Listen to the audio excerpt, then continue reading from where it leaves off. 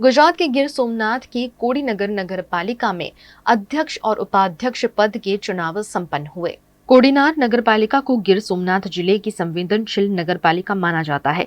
बीते 30 वर्षों से ये नगर पालिका भारतीय जनता पार्टी के नियंत्रण में रही है, लेकिन पिछले 2.5 वर्षों से यहाँ प्रशासक का शासन था। चुनाव के दौरान कई विवाद सामने आए, लेकिन अंततः भाजपा ने कई सीटों पर निर्विरोध जीत दर्ज करते हुए 28 में से सभी सीटों पर कब्जा कर लिया और नगरपालिका पर भगवा परचम लहराया।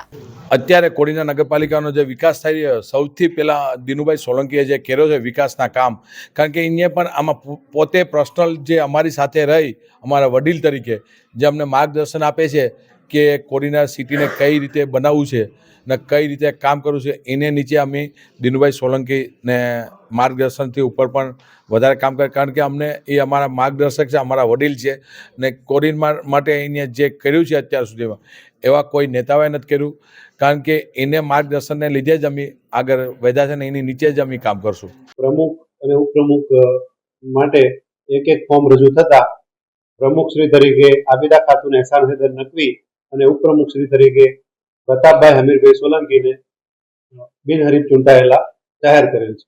28 સદસ્યો હાજર હતા। નહીં, એક ફોર્મ જ રજૂ થયેલ હતું, એટલે ફોર્મ રજૂ થયેલ બંને પ્રતિનિધિઓને ચૂંટાયેલા જાહેર કર્યા।